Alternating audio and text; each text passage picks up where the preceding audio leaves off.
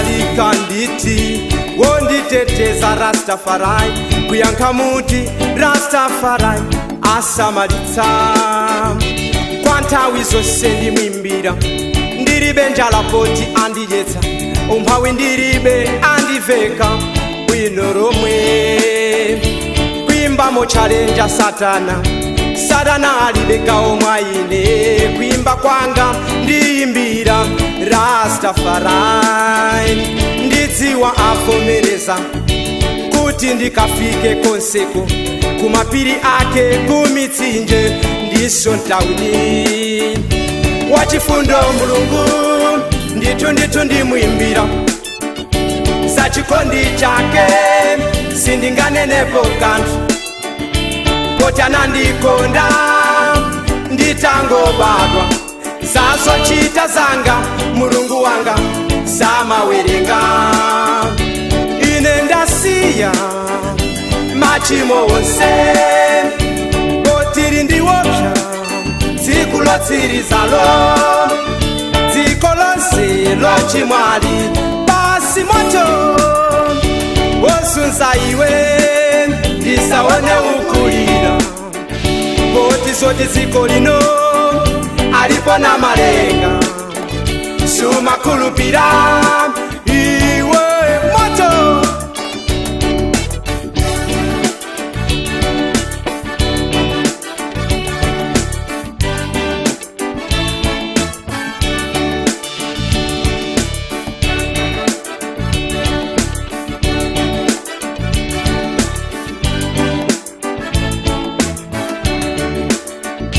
alemekezeke mulungu wanga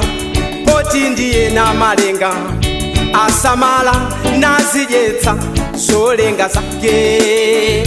kuimba ndiyimba nditi Rastafari ndiye na malenga kuyankha muti Rastafari ndiye mulungu kuimba ndiyimba mokweza nyimbo zotamanda mulungu pomuchura andimvera monga mwana wake ndidziwa avomereza kuti ndikafike konseko kumapiri ake kumitsinje ndiso ntawuni wachifundo mulungu ndithu ndimwimbira sachikondi chake sindinganenepo kanthu poti anandikonda nditangobadwa zazochita zanga mulungu wanga samawerenga ine ndasiya machimo wonse poti ndiwopsa tsiku lotsirizalo dziko lonse lochimwali basi moto wozunza iwe ndisaone ukulira poti zoti dziko lino alipo na malenga sumakhulupira iwe moto